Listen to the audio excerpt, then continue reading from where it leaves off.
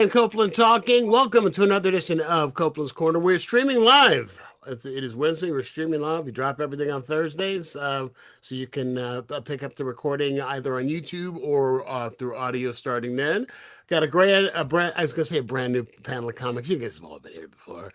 Bill Jabron is here with us, and Guy Obelam is here. Kathy Sorbo, welcome Hi everybody. there. Thanks for doing it. Well, just to start with, there's been so much shit that's been going on over the course of the last 5 days. It's like, when he was running this second time, those of us who opposed it, knew that it would be bad, especially 2025. But did you ever expect that it would be this bad? Really? Yeah. Kinda. Yeah. I just still thought there were some guardrails that would be in place, even though he had authoritarian inclinations, as one of as Mattis had said. The fact that he would actually try to be, I'm going to use the H word, Hitler. Not that there's been a Holocaust yet, but once you're building concentration camps in America, I just thought that something common sense. I'm sorry. Did you say Americans and common sense? Yeah. Do you expect common sense and science to rule the day, Brian? How long have you lived here? Is this your first day in America? See. Well, no, bro, come on, man. Like you expected it to be this bad. Yeah, I'm surprised it's not worse, dog. He hired Stephen Miller, for crying out loud. The Republicans have never shown one inkling of any iota of a dab of a tad of being able or even wanting to having the heart nor the gumption to try to stop him from doing anything. It's like he's got compromat on everybody. Why would you think that it would be better? Why would you think that all of a sudden his ideas are going to work this time? That there would be people around him, or why? At least why? They never tried the first time. They did. Who? They did, and he got rid of Mitch McConnell? Who tried to stop him the first time? Let's start with Pence on some of the. Why do you think they wanted to hang Pence? Pence is an outlier. Let's start with. Well, there were several people, and that was at the end. There were that was at the end. Pence didn't try to stop him for the first 4 years until they tried to kill him, and then he was like, "Okay, this is not a good idea. I've had enough of this." Yeah, finally. Was it Susan Collins? She still has concerns, I'm sure. He's probably learned his lesson this time. What did you think? What did you think was going to happen? These guys, they don't care. But then it would be that we would have mass Americans. That's what he said he was going to do. Well, and they all voted. They all voted. Said that would happen. She said, if this man gets elected, you're going to see this, this, and this. Yeah. She nailed it, but it sounded hyperbolic. They all voted to increase the ICE budget, Brian. They all voted to increase it. Not one of them said this is not a good idea. Well, I'll tell you what else. Even just lately, 17 Democrats in the Senate voted to increase the budget. But they said since Alex Petty was murdered on Saturday, they said we're not doing it again. And for that reason, but where was that the first time? Yeah. The moderates voted for it. I read that's not a moderate position. I read somewhere today that ICE has a higher budget than a lot of armies. Yeah, than a lot of armies around the world. Yeah. Bill, you saw this coming. For their own citizens. They're attacking their own citizens. And I keep hearing, I voted for this. No, you didn't vote for this, you piece of shit. You say that with everything. They say that no matter every move he makes, I voted for this. No, you didn't. Yeah, but they did. Us why you voted. You told us lower grocery prices. You told us all the things, and now you don't care. He raised your tax. He raised the price of everything because of the tariffs, and now you're like, oh, well, this is what we do to build. Shut up. You're making excuses. You're bitches. Stop being bitches. They voted for it. And they voted for it because racism and sexism in this country is crazy and people can't always see past it. And they don't even know. They don't even know that they're being racist and sexist. They just think they're voting for the better person because it's impossible for a black woman to be qualified. Well, let me ask you this question since you brought this up. I heard somebody say this the other day, and I don't know where I saw it or read it. Tell me if you agree with this statement or if it's unfair. That all MAGA supporters, and I'm going to say all, fit into one of three categories. They're either rich, they're racists, or they're rubes. Yeah. Would you say that that's fair? Most of them are 2 out of the 3. Yeah, I would say it's fair. It's pretty accurate. I'm sure there's outliers in some form, but it's mostly number 2.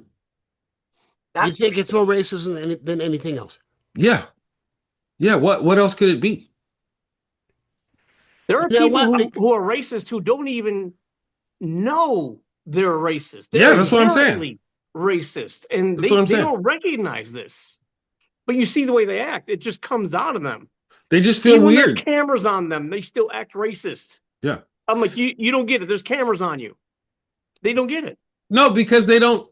They can't recognize it. What do they call it? Like the cognitive dissonance or whatever, because they don't. They might know a couple of black people. They probably work with some black people. They might even have a black friend or two from church or whatnot. But when it comes to running the country or making decisions for the country, they can't imagine it. They can't imagine that it's someone who's not a white dude. But in fairness, in fairness, I'm going to throw this. Is that a small town next to Vallejo? Where the hell is Fairness? Fairness, Wisconsin. You remember Fairness, Wisconsin? I did actually. Tribble used to book a gig out there. No, go ahead. When I was doing my the Trump show that I do called The Great American Shit Show, and it's monologues on the life of the Trump era. And I was doing it in San Francisco, and afterwards, and this was during the last election, and I was sure Kamala was going to win. I didn't see how Kamala couldn't win. And there were this young African-American guy, about 25, 26. He goes, she's going to lose. I go, what do you mean she's going to lose? He goes, I work in a black barbershop, and I hear the guys talking, black men are not going to vote for her. I go, come on. Black men will vote for Trump over a black woman because she's a woman. And he goes, absolutely. Because you should hear the stuff that they say about her. And about the fact that she's unqualified and that sisters need to know their place and all of this kind of stuff. And he was right. I mean, Trump got a bigger. Listen, let's not start blaming black men for Trump, because how many white men voted for Trump? How many white women voted for Trump? That's the thing. It's the white woman vote. I'm not. Latinos. I will vote for Donald Trump. Remember the song? I was shocked at how many Latinos follow Trump and support Trump, and I'm wondering how that's changed now. The answer is racism and sexism. Well, actually, you know what it is? I had a girlfriend who was first generation Mexican American. Yeah, thank you. A girlfriend her parents were born in Mexico and then immigrated here, and she was born here. And she said there's a lot of racism among Mexicans, between those who were born here, whose families have been here a couple of generations, and those who are coming here and who are undocumented. They feel they are so much better than them. She said that they will call them spics and wetbacks, referred to them as, and wanted to, them removed from the country. And it's like, these are Europe. No, they don't consider them the same. We're not those Mexicans. And now all of a sudden that they're getting picked up and they're getting stopped and asked to show their papers to prove that they belong here. Leopards eating people's faces. A lot in Florida, a lot of Puerto Ricans, a lot of Cubans. Like, they think they're white. You're not white. They look at you the same. In the mind of a racist, you are all Mexican. I don't care if you're from Guatemala or Honduras or Colombia. You're Mexican. That's how the same thing when they look at an Asian person, they don't see Korean, Japanese, or Thai. No, you're all Chinese. That's the mind of a racist. That's what they see. Oh, this Chinese motherfucker, they're not Chinese. Sorry, I shouldn't swear. I'm sorry about the language. But still, you get excited. Yeah, well, it's hard to have these conversations without dropping F-bombs, to be quite honest. Have you noticed this trip that you're seeing, mainstream politicians, who are like, talking to the press or having rallies and speeches who are dropping F-bombs and saying stuff? Yeah. Democrats more than anybody else. I mean, something you wouldn't have dreamed to hear anybody saying hell or damn. Who's running for office or elected. That's how serious it is. This shit is serious. So, I love Jasmine Crockett. I just do. Mm-hmm. Schumer dropped an F-bomb recently. Did Schumer did? Do you remember? Did he? Yeah. What was it like? Where the F is my spine?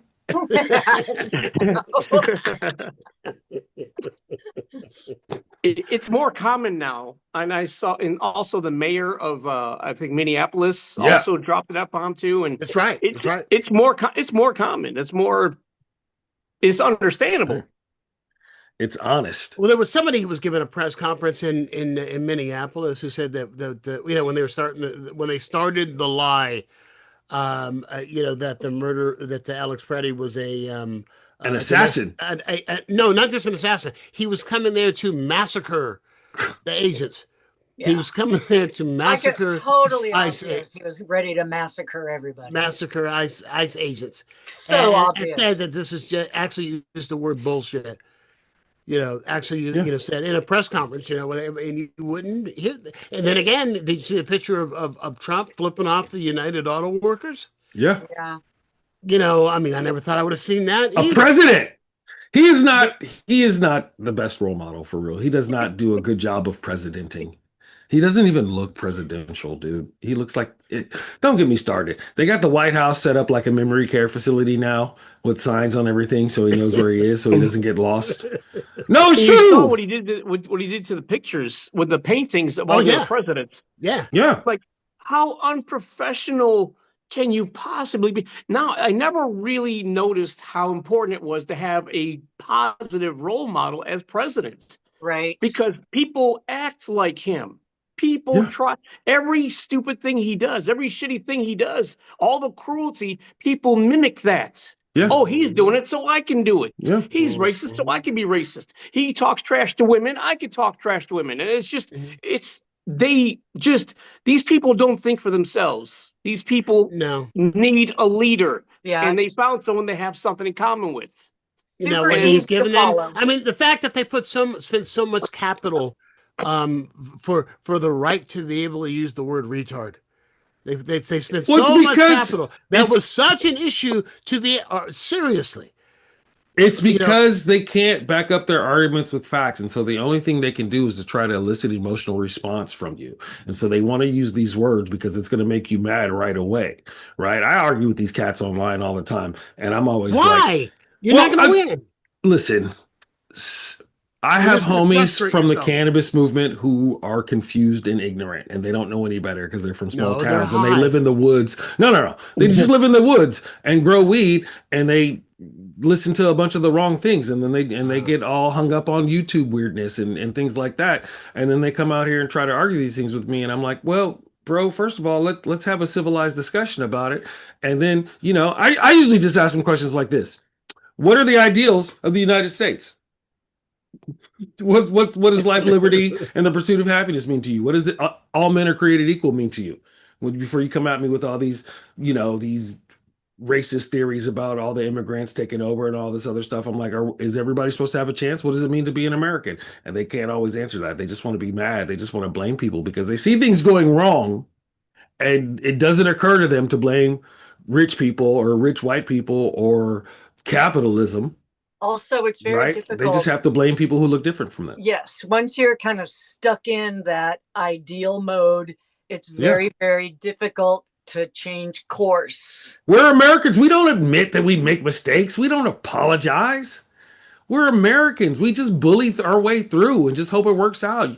Tweet through it, as the kids used to say. Here's the thing: we do apologize when we make mistakes, but it's like to whom? It's like 50 years later. Listen, bro, the Japanese. It's like 50 years later. It's never. It's like decades after it happened is when he just had them take down the plaques talking about slavery at the exhibit in Philadelphia. Like, I was just in Berlin, right? And you walk around Berlin, and there's all these little plaques. Like, it was here where all the countries got together and decided the fate of Africa, and it was wrong. We're bad, but our bad. We're trying to be better about it. But this is what happened here, right? It was here that we did this. It was here that we did this. So people know. So and you can remember, and you can try to do better. But we're busy tearing that all down, right? I'm surprised that they let the African American Museum stay open. I saw. I think it was a meme that was going around, and it's true that we have turned into the people who would have turned Anne Frank in. Not me, but it's sad. But I feel you. Some of them would. Some of them would. See, that's what's scary. And if Jesus came back, they'd kick his ass out in a second. Brown Jesus, who speaks Aramaic, That Jesus. The real supposed Jesus. Yeah. Exactly. They would boot him out faster than Colin Kaepernick. Yeah. Yeah, the Jesus that didn't wear pants. Yeah. Right. Well, it had long hair, like some sort of sissy boy. They also got mad at the people who went and confronted the ICE director at his church. And they're like, you can't, Jesus wouldn't do that. Jesus wouldn't go into a church and tell people they're doing wrong. I was like, did you miss that story in the Bible? read your book, man. Did you miss that part? Did they, you know what I mean? Like these guys, they can't, the ignorance is outstanding. There's no and I try thinking. Sometimes, but I've blocked so many people. I've stopped being friends with so many people. It's so ridiculous. I lost a 40-year friendship. Yeah. I actually two 40-year friendship and a 50-year friendship. That's 90 years of friendship. 90 years of friendship right there. And I'm talking about close friends who you can't support this and say that you love me when he is doing and supporting that. I mean, there wasn't a word mentioned about Martin Luther King's birthday. The first time, not a single one. Not a single solitary one. Instead, he showed pictures of the golden arches he wants to build and name after himself. You know, that's the thing that blows my mind too. Is there's gold all over the Oval Office. The gold trinkets. It's like we got the Beverly Hillbillies living. It's like a Russian oligarch. It's all golden leopard print and Swarovski crystals. In the private billionaires nightclub. There's so much to bitch and gripe about. So let's actually drill down on some of this. Actually, let me just read you just a couple of things that I saw this morning. And actually, we'll go with this with you and Gaia with your question. Okay, so we've got a Trump loyalist in Larry Ellison, the head of Oracle, who is now in control of U.S. operations at TikTok. Yeah, again, major social media. Yeah. We have got Google paid $25 million to settle a BS lawsuit, just like ABC did with Stephanopoulos, just like CBS did. Zuckerberg installed a Republican operative as head of policy for Meta. Trump lawsuit, you have Trump loyalist, rather, who owns CBS. You have a right-wing blogger who is in charge of CBS News. Is that Barry Weiss? Yeah. Their ratings are tanking, by the way. They don't know what to do. They were the gold standard. I mean, forever. 60 Minutes was the thing. But before 60 Minutes, I'm talking going back to... Was Walter Cronkite CBS? Cronkite, but even before Cronkite, Edward R. Murrow on the roofs of London during the Blitz. But that's why they were the Tiffany Network and they were the gold standard. CBS News, if it came down to a programming issue versus something with the news department, CBS News was left alone. Bill Paley, who started that company, left them alone. And he was no lefty by any stretch of the imagination. No. He believed in a free press. Yeah. So here is my question.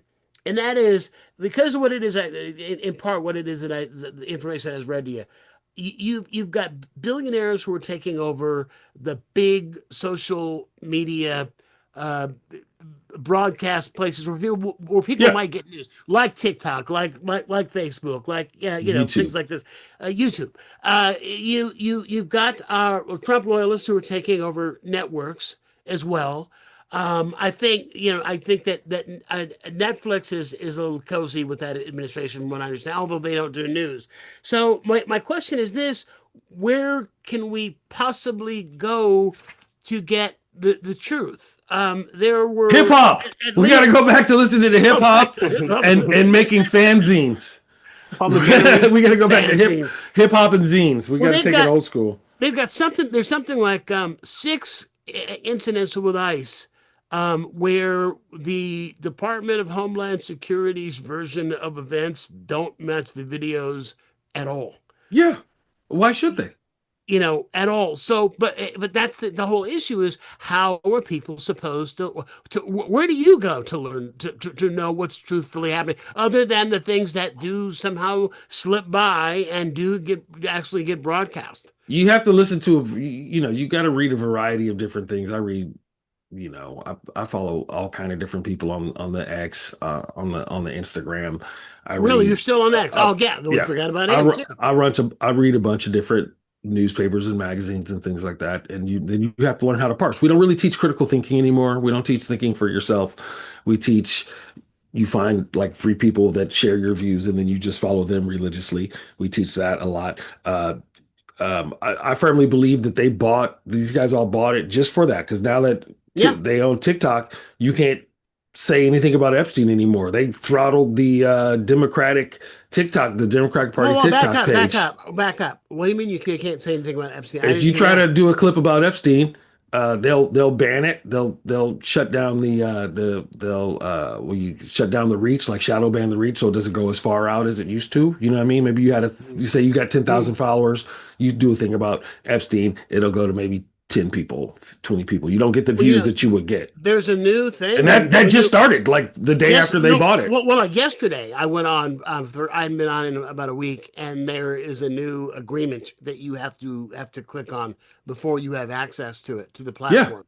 And part of that agreement is about what they can do with your information as well as censorship. Yeah. And they do all that. I mean, they bought all these things to do that. Twitter used to be a great way to organize protests and meetings and meetups and activism and things like that, right? When Arab Spring wouldn't happen without Twitter.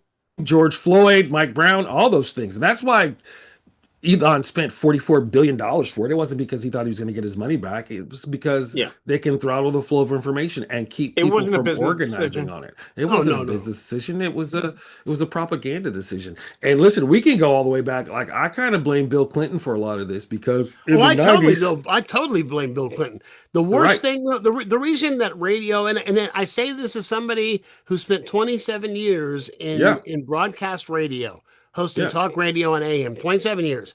Yeah. And it turned into shit because he signed the 1996 telecommunications bill. Boom. Because it used to be that one ownership was allowed, each ownership was allowed to have, in a market, one TV station, one radio station, one AM, one FM, one newspaper. That's it. That's all you could have in a market. Well, what the telecommunications bill did, and again, it's gaslighting. It did exactly the opposite of what they claimed. They claimed it was going to help competition to allow owners to buy as many stations, as many papers as they could afford to buy. And so explain to me, how does that mean that there's more, how does that make more competition if you have everything in fewer hands? It makes no sense. Right. And that, that's one of those things too. Look, the Republicans, when you drive through the country, dude, there's so much right-wing radio everywhere. If you just that's all it is. It's and they don't really make money. They're in it to sway hearts and minds and to create different things. Like the Democrats the left wing tried to have a little left-wing syndication radio thing, but it lost a lot of money. And they were like, well, we're losing too much money. We can't keep doing it. But it's not about the money about that. It's about swaying public opinion. Well, I'll tell you, if you take a car ride across the country, take a road trip, which I have, there are large swaths of this country where if you turn on the radio and you're listening to talk, that's all you're going to hear is you're going to hear propaganda. They are trying right now. I don't know where it stands in the Senate. But a couple of the major car manufacturers have said they were going to stop putting AM radios in cars. Yeah. Now you've got Tesla saying they're going to stop putting AM and FM radios in cars. See? And so, but they're fighting it now. The AM has been, they're trying to legislate saying you have to have it because for emergencies. The signal strength for emergencies. Yeah. But the bottom line is, when I was a kid, AM radio, you listen, they played, top 40 and everything. Then now it's just old white men, bitching. Old white men making millions. Well, but also, you're making millions. But also on AM radio too, though, you get a lot of the minorities, right? There's like Hindi stations and Spanish stations because it's a cheaper way to get into. Not that I've heard. I've and heard, also you can get the baseball game from Seattle if the moon is right. Well, there's that right wing radio and Christian broadcasting. A lot of Christian. Yeah, it's Jesus and right wingers, but also like I've driven around, dude, and there's a lot of South Asian truck drivers now. So you get a lot of South Asian, like Indian programming on the AM. You get a lot of Mexican stations on the AM. I actually found a Jesus rap station one time outside of St. Louis. I'm not kidding. It was all rappers about Jesus, and I was really shocked. But some of them were pretty good, actually. I looked a couple of them up. I can't remember their names now, but yeah, it's Word wild, to man. your Father And your Son and your Holy Spirit. All right, well, let me ask you, Kathy. So, where can we go for news that we could trust? Do we have to just look to the independent media, because the corporate media say he said that and they cut him off? He's gone. I don't see him. Oh. See, I'm still here. I'm still here. Okay. Trying to adjust my junk. Because some of the best reporting is like Midas Touch Network does some of the best reporting that there is. They're doing what CBS used to do. I agree. I'm a big fan of Midas Touch Network. Don Lemon, people who I know are just level-headed and fair and right. So I think I'm sorry. Did you say fair and right or fair and white?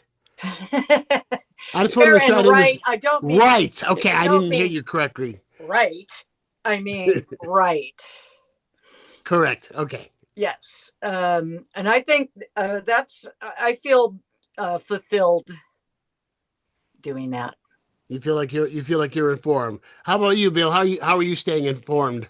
Since the right basically owns, not basically, they do own the media in America right now. Independent contractors, like Kathy said, Midas Touch is huge. I know some people have problem with Aaron Parnas, but he does deliver current things that are happening. And Brian Tyler Cohen, I think, is a superstar. I think he's a stud. Everyone should follow him. And he also has a newsletter that goes out. So if he does get censored on any of these big apps, you could subscribe to his newsletter that he'll send out to you.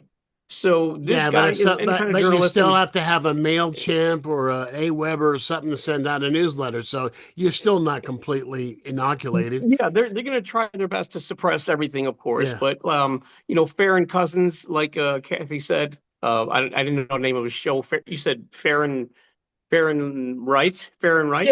Yeah. Okay. Yeah, Farron Cousins is really good too. So yeah, independent contractors. Don Lemon is another one. And independent media. One too. Independent media. All the way. As opposed to the corporate media, independent media. All the way, yes. I like ProPublica. They do a lot of good in-depth reporting. Yeah. The Atlantic? Yeah, they're all right. They do all right. Yeah. My house. Just come to my house. We'll sit around, shoot the shit. Playboy used to break stuff. Is Playboy even still around? Don't know.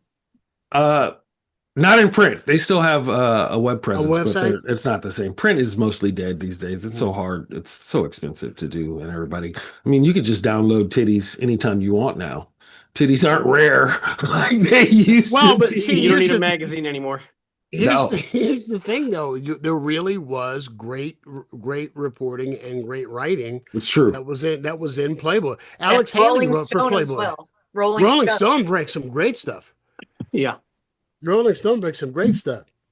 Democrats are calling for what took you so long? Are calling for the impeachment of Kristi Noem.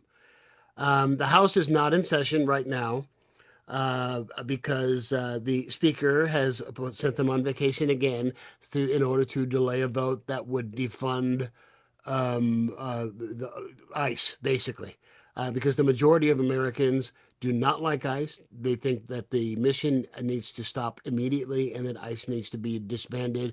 And you got 17 Democrats in the Senate who voted to fund ICE and to increase the budget, who have said now, because the vote is scheduled for like this week, I think. And it's it was supposed to be yesterday.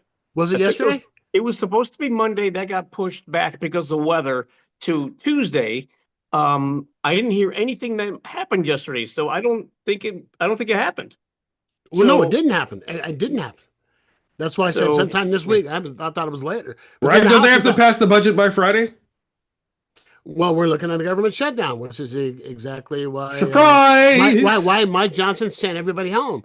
Whenever something comes up, they think or they know they're going to lose, and he furloughs everybody. I mean, this is the laziest ass Congress I think we've ever had. Let's Let's not forget they're a month behind releasing all the Epstein files that they're supposed to release. They were supposed to come out 35 days ago. They're over a month behind. Yeah. There's like 35, 36 days ago. It was all supposed to be out. So now, have you seen the what? It's 1% have been released. Yeah. And have you seen the redacted copies of the 1%? There was one of these Democratic representatives who held up in front of the camera to show, and it was just pieces of paper, white, like, printer paper that were completely black. Sure. It was completely black. I mean, like, not a word unredacted. Crazy. I mean, literally not a word. And it's like, we're complying. We're doing the best we can. How guilty can someone look? How guilty? Hey, it's the law. You must pass this. Okay, here's 1%, and 90% of that is hidden behind ink. Oh my God. And people are like, oh, yeah, well, that's because Bill Clinton. Shut up. Bill Clinton said release them. Yeah. Bill Clinton's like, let's do it, bitch. Let's do it. Show it. Let's do it. So what they did was brilliant. What the Clintons have done is brilliant because they tried to again, as they always do, try to make the Clintons the boogeyman in this, and issued a subpoena, and they basically told them to go screw themselves. We're not going to, and so by ignoring a congressional subpoena, Jim Jordan and the Republicans in the House want to indict him. And they're saying, okay, fine, indict us. In which case, as part of our defense, we're allowed discovery. Yeah.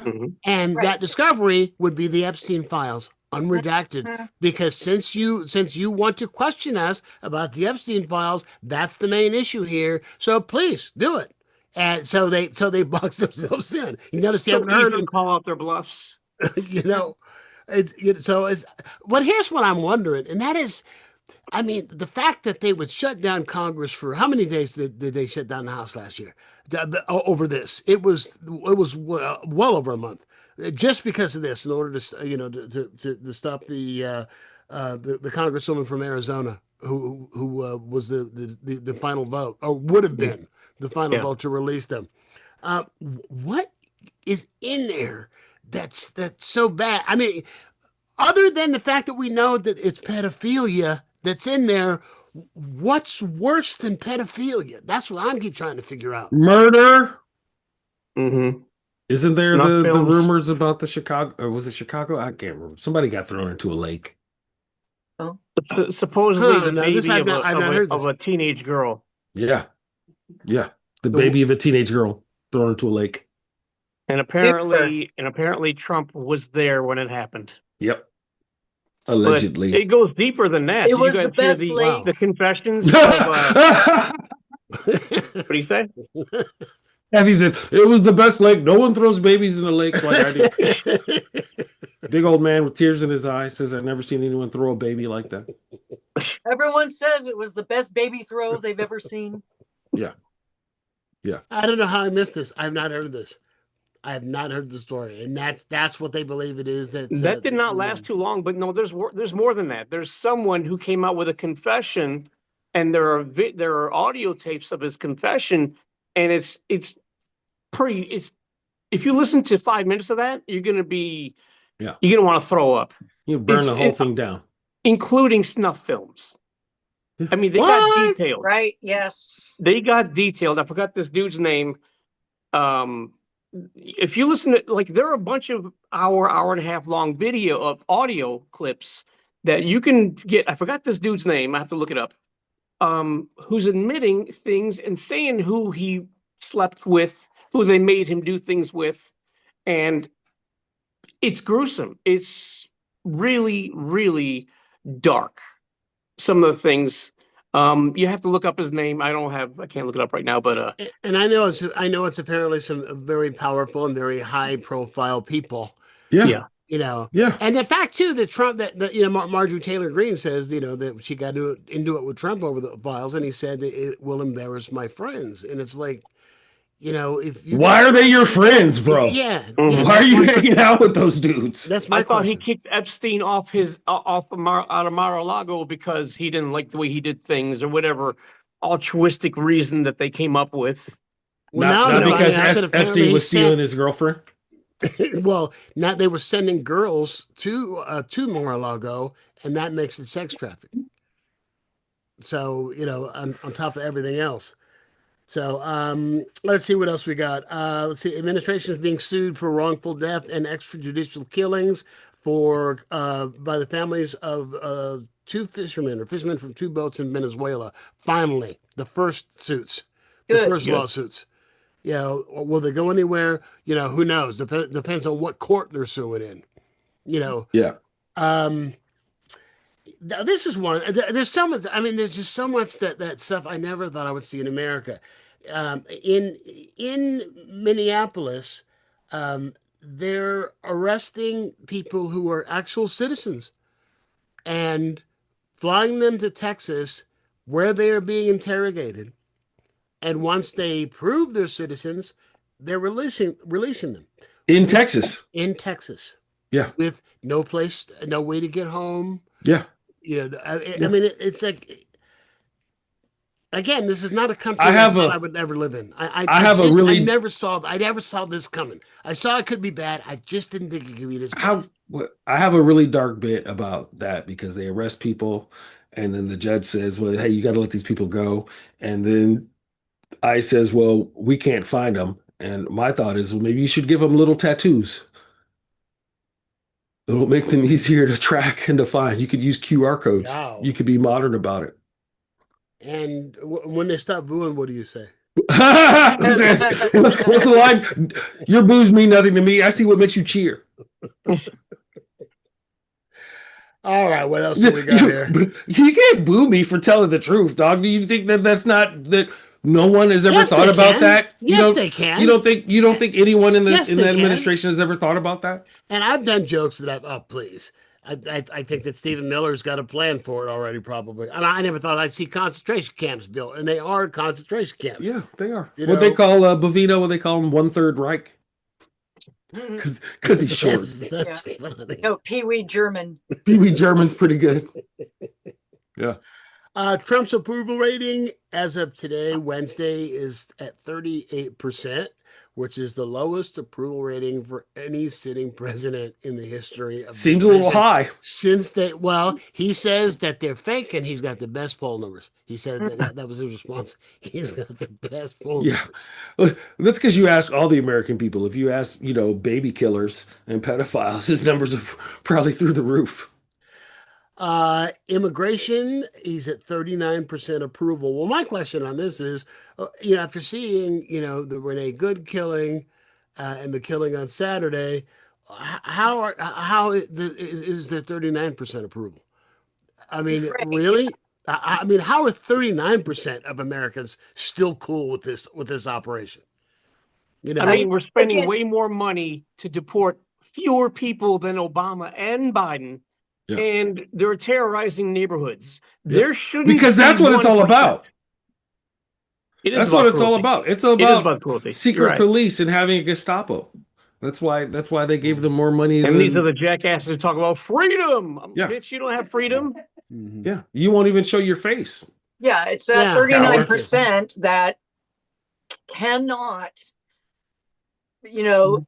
Change their course, because in their whole worldview, the Jenga tower starts falling, right? Mm-hmm, and everything they've based their belief system on, all those little things, they have to fall away, and then they're left like a big puddle of pus in the middle. You're right, Kathy. It is hard for them to admit something, because everything they've believed for the last 10 years has been wrong. Yeah. So how do you? It's okay. It's easy to say, okay, I was wrong about this one thing. I was wrong about the Keystone Pipeline or some tariffs or something stupid. They've been wrong about literally everything for the last 10 years. Yeah. And so I heard a psychologist that, hey, I've been stupid for the last 10 years or my whole life. I heard a psychologist in an interview say that that's the reason that there are a lot of these people who, no matter what, you're not going to get them out of it.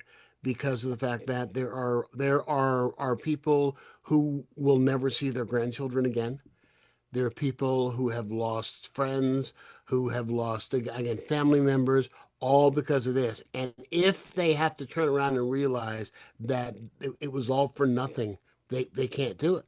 They can't go there. And so all they can do is double down. And that which is, if they did apologize and maybe atoned, they would get those people back. America loves a second chance. America loves it when you say, I made a mistake. And you try to do it back. Okay, all right. Let me ask you this then. Okay, so Kanye bought a full page ad. What well, besides him, what was it? what was the publication? Wall Street Journal. In the Wall Street, in Rupert Murdoch's Wall Street Journal, saying that, I wasn't in my right mind when I was saying all that crazy. He's got the bipolar, he's got the schizophrenia, he had the traumatic brain injury. Maybe he's right, but that's the thing too, though. Like you have to, for me, there's not a lot of forgiveness without atonement, right? So now you have to take steps to show that you've changed. You have to show that you've become a different person. You have to work to make things better. You can't just say, "Oh, I messed up, my bad," and then expect people to be like, all right, well, welcome back. No, you have to do things to show that you're different and that your behavior has actually changed. And then gradually you can work your way back, but you don't just work your way back. You're 100% right. You can't say, okay, I was wrong about Trump. I'm forgiven. Now I'm with you guys. No, you got to put in work, bitch. Yeah. You got to put in work like we have been doing. Why would we trust you? Actual contrition. Like, how do you feel about trans people? How do you feel about women? How do you feel about Mexican women? How do you feel about people of color? I love Mexican women. Let me just say that right up front.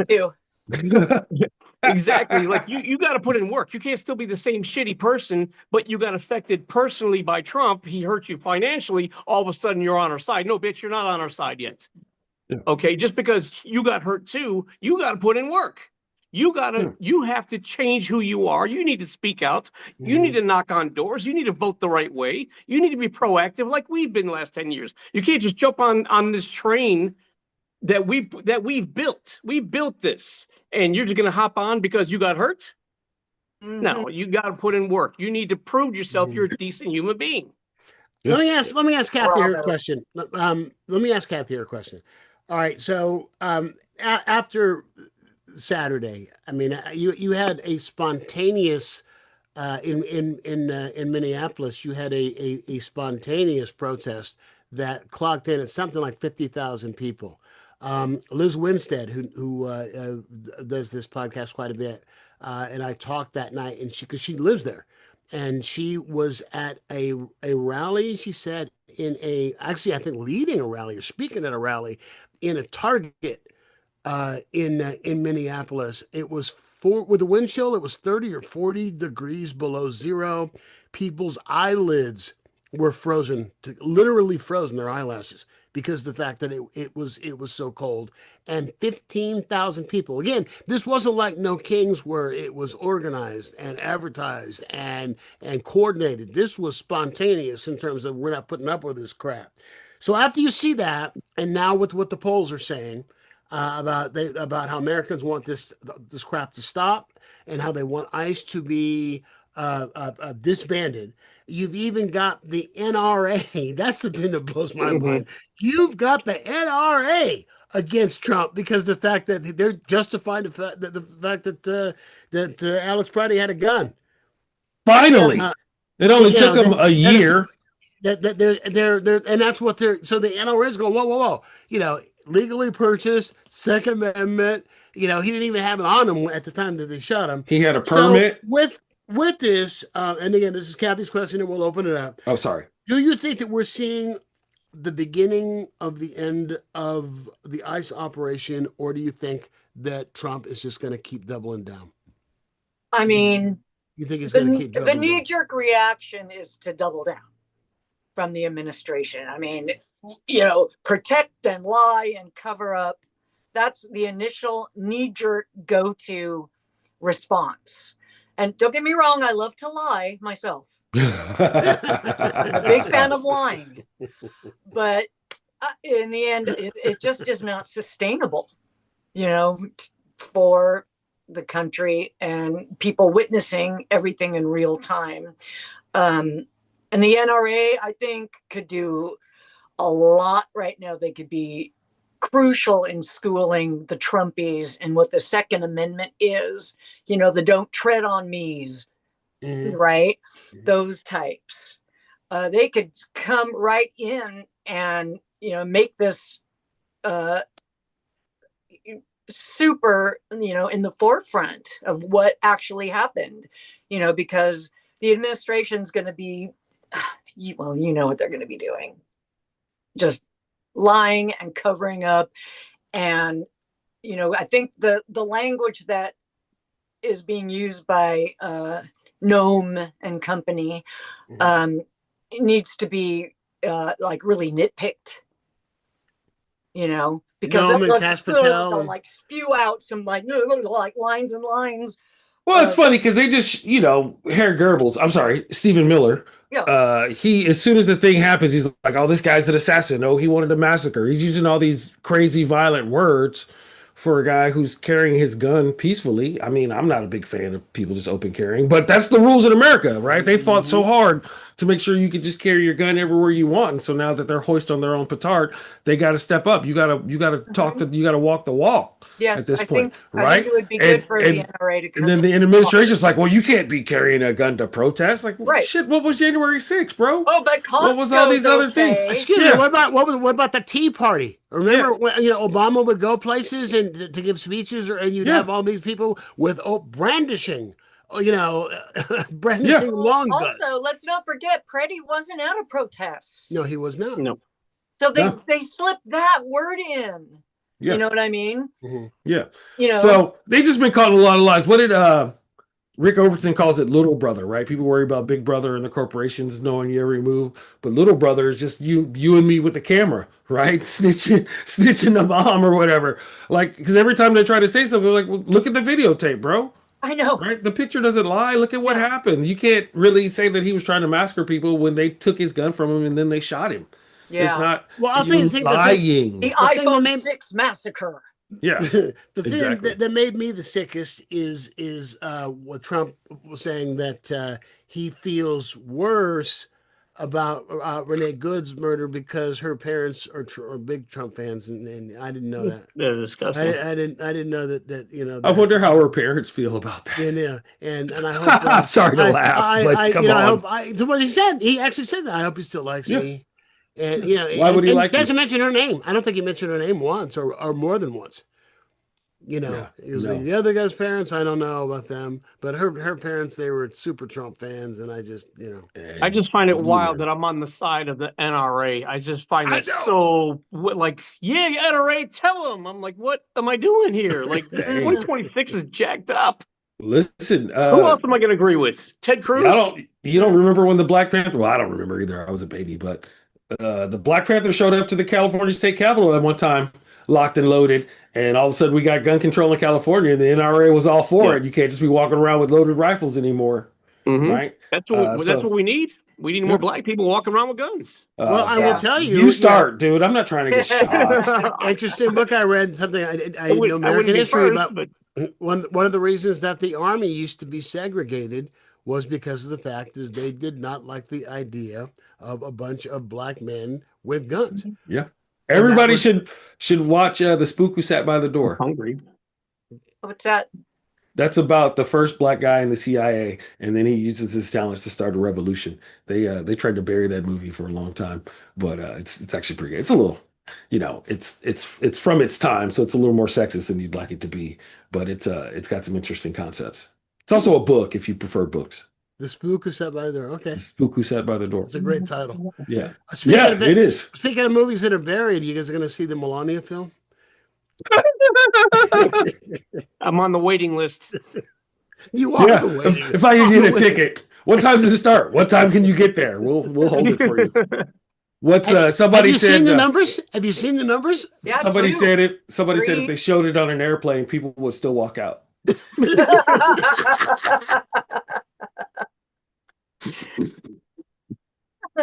a great She's line. so totally uninteresting. Like, what do you? All she did was squint for the last 10 years. Like, I really don't care. Do you? Yeah. Oh my God! Yeah, in some theaters, there was like one ticket sold. Yeah. Or two tickets. Yeah. Or two tickets that were sold. You know. Little console here. Hang on a second. I think Bill's ordering. Bill, you got to hit mute. Bill, we're doing a show here. Hi. Hey, sorry. It's okay if you're ordering. If you're going to order enough for all of us. I'll have a Big Mac. No, I won't. I just refuse to. I understand. I just refuse to. But no, it's like there are places where there were like 3, and it was just, Kimmel called it out. It was a bribe. It was Bezos, Mr. Democracy dies in darkness. Remember before he adopted that slogan. He wasn't born to it. Yeah, that was what you used to get when you went to the Washington Post website. Democracy dies in darkness. During the Trump administration, we will not be silenced. We'll continue to, and then he pays a $40 million bribe. It's more than that. It was $40 million that he paid to Melania, and then another $30 million in marketing. Jesus Christ! So $70 million to that movie. That movie cost more to make than Superman. That's more than Ishtar. More than Ishtar, or more than I don't know what crappy movie can you think? John Carter, Warlord of Mars, was actually holding the record for like least money ever made in a multi-million-dollar movie. But Melania is quickly eclipsing that mark. Taylor Kitsch, who from Friday Night Lights, and that was his big break. He was a good actor too. John Carter, Warlord of Mars, was that him? That was him, and it tanked his whole career. Well, I shouldn't take so. He came back to play David Koresh a couple of years ago. No, seriously, it was pretty good. It's a miniseries. It was pretty good. He was good. But it was just a bribe, a straight up bribe. Straight up bribe. And directed by Brett Ratner, who is accused of sexual assault and much other things. So he's been Me Too'd. And so that's who Trump goes to. And then Trump is saying that they need to make a what's the movie? The Chris Tucker Rush Hour 4. He wants to do Rush Hour 4. Trump's saying, and that's why. Yeah, because he's like buddies with Ratner now, so he says it's not. And those are the films that I think he directed at least 2, if not all 3 of them. I've never seen one. You never seen the Rush Hours? I've never seen a Rush Hour. Oh, they're actually pretty funny. They're great. They're extremely racist. It's so funny because when he said that, like, we're gonna do a Rush Hour 4, immediately on the social medias, people were like, well, you got to keep the racism, because even the black people were like, listen, if it's not gonna be racist, don't even try to do it.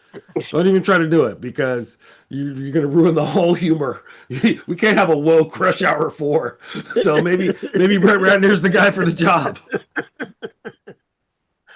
All right, Bill, let me ask you this question, and this touches on something we talked about a little bit earlier. There was a Reddit user who asked if anybody who supported Trump had changed their mind over the course of the last 2 weeks, and there were 7,000 responses. 7,000 responses, and a lot of it was I didn't vote for this. There was a lot of I voted for groceries. He said he was going to cut electricity. I didn't vote for them to take my taxpayer money to kill other Americans. Do you think that people are finally coming out of this cult? I think some that never will, but I do think there will be some sort of a decline, definitely a decline in the cult movements. And I say this because little over a year ago, while they're campaigning, all the energy was behind Kamala Harris. All the energy, you could see it. You saw how big the movement was. We all knew she was going to win. We all knew this. And they knew it too, or they thought it. And I saw videos, and I've even responded to videos of Trump supporters saying, look, well, whatever happens, we should all come together. They're playing nice now. They're playing nice, expecting Trump to lose. They're already starting to jump off of the Trump train, expecting him to lose. So when he's not in charge anymore, I think he loses a lot of that MAGA power, so to speak. So I think they will eventually jump off the MAGA train, the cult, if you will. What train are they going to jump on, though? Well, mind you, they're not going to make them good people. They're still going to listen to the Turning Points. They're still going to listen to Tucker Carlson and all the other racist assholes out there. They're still going to be dumb people who don't look anything up. Okay, but it'll lose. The MAGA itself will lose power, and history will remember. They're not going to remember. They're going to deny things right now. But how many people say George Bush did a good job? None. I've never seen one person, but history remembers. History remembers that, and history will remember that Trump did a terrible job. You can look at the numbers, you can look things up. It'll be common sense like it was with George Bush. So the longer we go, the more it'll fizzle away eventually. But it doesn't mean these people aren't going to cling to some other idiot or start believing facts. If something should happen over the course of the next 3 years, the remaining 3 years of this term, and Vance becomes president, does Vance keep them together? No. Does Vance keep the movement? He's got the charisma of a he's got less charisma than a jellyfish. That guy, he couldn't lead a ham into a sandwich. Yeah. You understand? No, he does not have the power. He's unlikable. Yeah, he's never Trump guy. He's so fake. No one's gonna cling to Vance. He reminds me of Comrade Squealer from Animal Farm. He's totally 100% unlikable for sure. Yeah. If it weren't for couches, he'd never get laid. That's my favorite part of that whole campaign. The fact that he actually came out and said, "I did not have sex with a couch." That's a lie. The fact that you actually, why would you express that? Why would you even acknowledge that? Why would you put that in your book? Why would you stand up and have a press? No, man, I was just looking for the car keys in the cushions. With my junk. Why would you say that? Oh my God. Just wake me up. Somebody please just wake me up. This country. I did not have sex with that couch. That's right. I had sex with the cushions of the couch. There's a difference. Yeah. And the cushions were of age. Yeah. It was an 18-year-old couch. It was antique furniture. It was covered in plastic, so it was safe couch. I wore a condom. It wasn't like it was a new couch. No, it wasn't a young 12-year-old couch. Oh, good Lord. I mean, how do we come back from this? I don't see how the way that we're viewed in the world, the world is showing America that they don't need us now. India's going fine. We're gonna trade with the EU. Yeah. Canada's going fine. Knock yourselves out. We're gonna trade with the EU. We're gonna trade with India. We're gonna trade. We're gonna trade with China. Go ahead. Fine. Throw your tariffs. We don't need your products. The dollar is taking a beating right now. Not according to Trump. It's doing better than it's ever done. I'm not kidding. It's the best. A++++.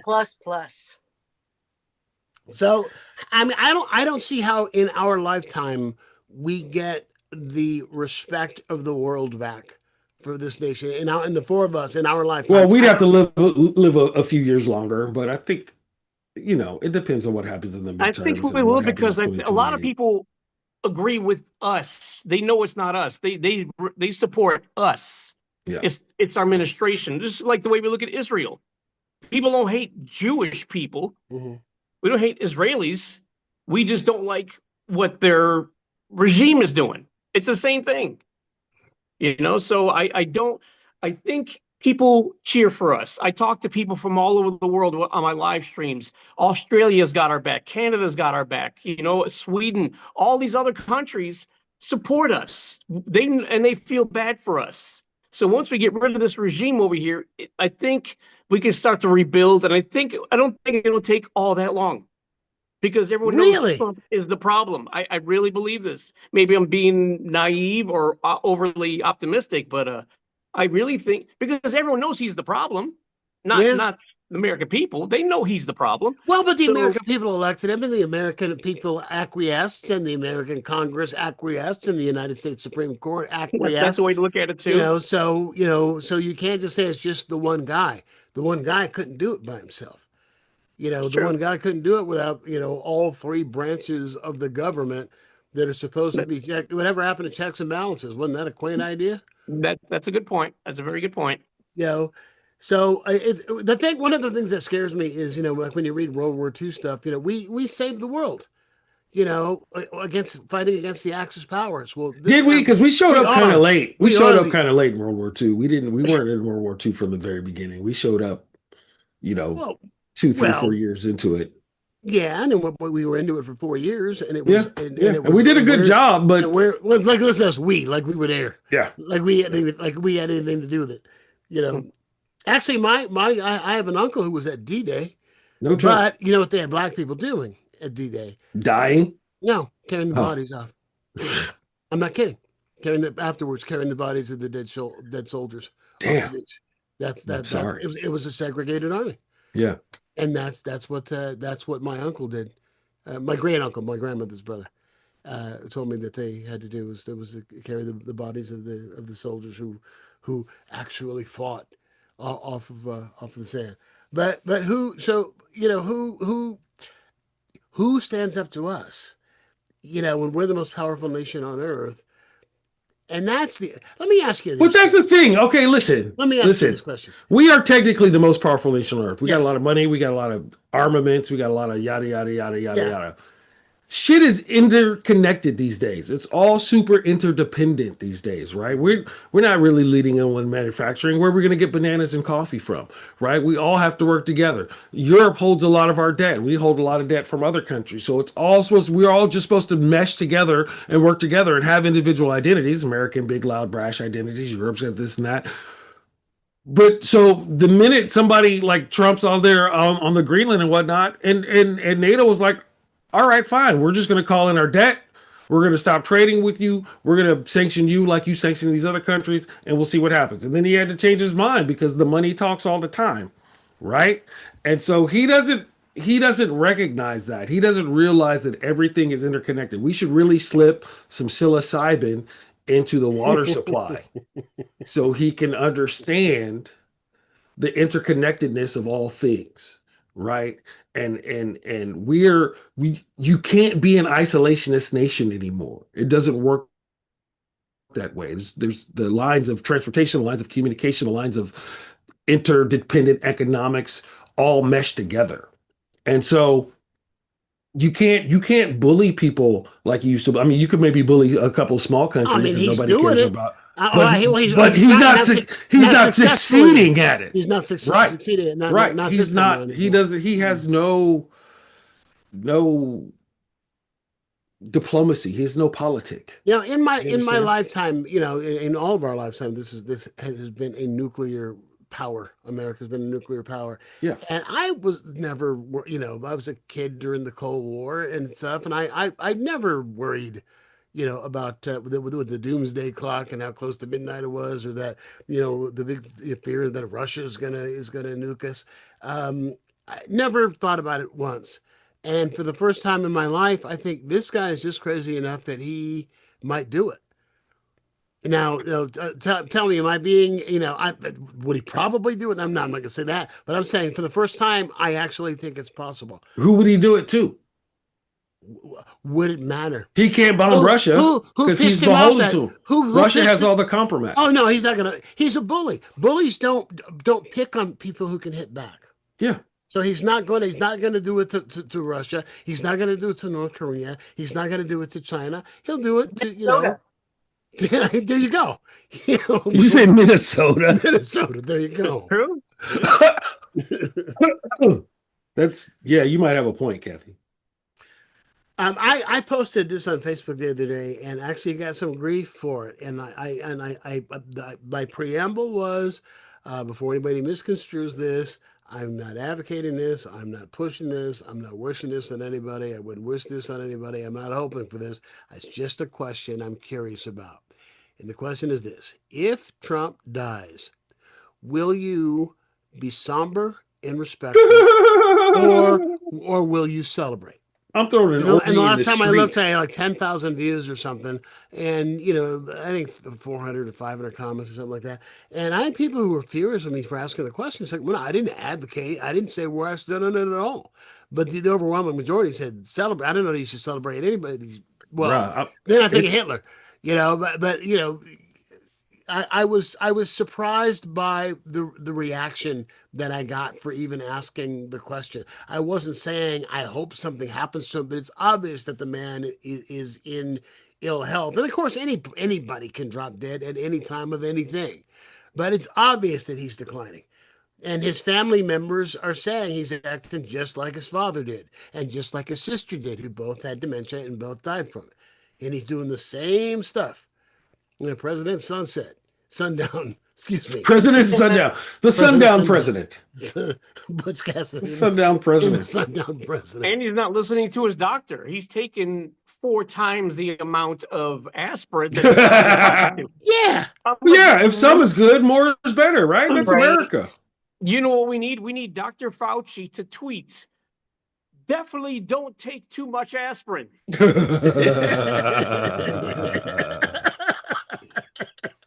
That's it. That's Dr. Fauci can save the country right there. Don't take too much aspirin. Whatever you do, people, I don't think Donald Trump needs to take this much aspirin.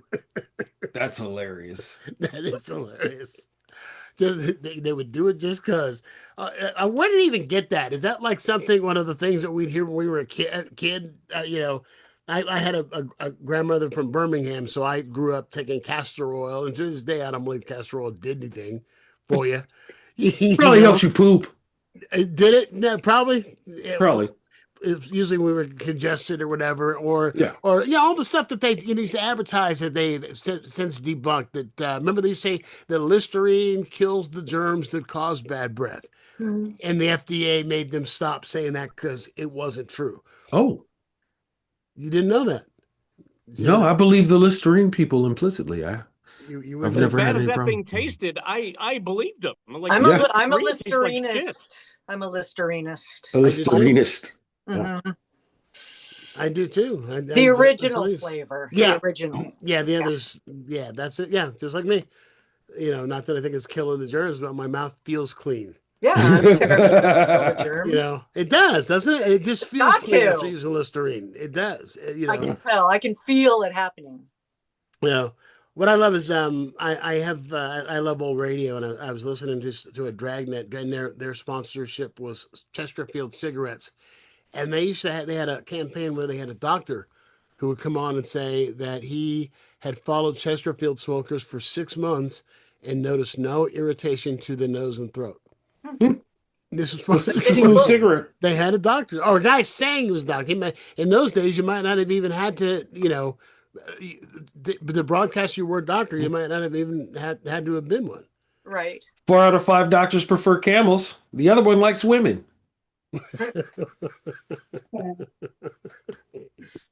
That's good. 4 out of 5. Yeah, who were the 4? What was the other 4 out of 5 dentists recommend? We're going to try it for people who chew gum. Yeah, I wonder how much of that stuff was bullshit. All of it. All of it doesn't even make sense. 4 out of 5 dentists prefer you do something. So they prefer you do something that'll help your teeth, which would cause them to get fewer customers? Yeah, right. Yeah. You think they promote things that are bad for your teeth? Right. Yeah. 4 out of 5 dentists say that you should eat Skittles before you go to bed and don't brush your teeth. Right after. 4 out of 5 doctors say you should chew ice. Did you see that story about the storms back east? And I'm trying to remember who it came from. I think it came from the Department of Homeland Security, that they had put out the directive that they were not to call this coming ice storm an ice storm. They were to call it freezing rain. Because of ice, that they were supposed to call it freezing rain and not use the word ice. These guys with their I almost cussed with their Department of Doublespeak or whatever. Yeah. Would you like a cube of freezing rain with this whiskey? Yes. Yeah, exactly. Well, we are just about out of time, and we could stay here all day because there will be something. I'm having a hard time. I'm trying to write a new piece for the new version of the Great American Shit Show, and if I write, I could get the next one in 2 weeks, and no matter what I write today, in 2 weeks it's old, because there will have been 100 other things. You should call it worse, 100 other worse and more egregious. It's not even a shit show; it's a shit storm. They just keep raining poop from the skies. It's buckets and buckets and buckets and buckets. I used to have a bit when Obama was first elected. My bit was I feel bad for him because it's like the Republicans have been, pooping in a giant bucket of shit, and then when he shows up to try to clean it up, first you got to get the black guy to clean up all this bullshit, and then he shows up and all the Republicans are like, hey, hey, hey, hey, what are you doing? We're shitting in that. Stop, cut it out. Quit cleaning it. You saw the video of Trump in the fighter jet, the AI video of him, and that he tweeted out himself. Yeah. The president of the United States. I'm so glad I don't have small kids. How could he even fit? Oh, the AI in him in a fighter jet. I was like, he can't fit in a fighter jet. No, okay. Or a bumper car, as a matter of fact. Nice. Or a narrow doorway. Any place you coming up? Anything you want to plug? Who? You. Friday, February 13th, I'll be at the Chapel of the Flowers in Berkeley for Dime Bag Comedy Night. It's $10 and it's 420 friendly. And then at the end of February, the 27th and 28th, I'll be down in West Hollywood for the Emerald Village Cannabis Culture Symposium. Nice. That's a pamphlet I want to see. Yeah, it's going to be a good time. A high time will be had by all. Kathy? Well, I have band practice tonight. If anyone wants to go. Could be working on some new songs. All right. So can we hear them on Spotify anytime soon? No, just the Facebook page of the Mrs. Bill Larsons. That's such a great name for a band. I love it. The band is the Mrs. Bill Larsons. The Mrs. Bill Larsons. That's a great cute name. It's a great name. Bill, anything you want to mention? Brian, this is the part of the show that I hate because I haven't been performing the last few months, just local shows and private gigs and stuff like that. I will be back on stage very soon and doing it full time because of health issues and trying to build my social media. I've been in the house all day long for the last 5 months, and that's what I'm focused on right now. But yeah, people follow me will see flyers of when I'm performing again on my page. So I'm excited about it, but I have nothing to plug at the moment. I will keep you and your health in my thoughts. You look good and you sound good. Amen. Appreciate you, bud. Appreciate you. Yeah. 3 ages of a man, young, middle-aged, and you look good. I'll take that still. So will I. And I want to plug, I'm doing the latest edition of the Great American Shit Show, Monologues on Life in the Trump Era at Los Positas College in Livermore, California on Super Bowl Sunday. And it's a big, no, that's exactly what I thought. It's a 500-seat room, and so far, last number I saw, they sold 450 tickets. Wow. Really? Super Bowl. People really don't like the Patriots or the Seahawks? Guess not. Well, I'm doing it in partnership with Indivisible, with 3 different Indivisible groups as well. Oh, there you go. Nice. Are you doing it during the halftime show? Are you competing with Turning Point USA? Bad Bunny, competing with Bad Bunny. Yeah. What time is kickoff? Mike, the show's at 2. It's a short show. It's like 75 minutes. Kickoff's probably not till 3 or 4. So 3 or 3:30 or after. So so there's time to come out and see the show and then go. Provided I can write a new 4th monologue. And one that's not the shelf life is already expired, but by the time the show starts, you'll have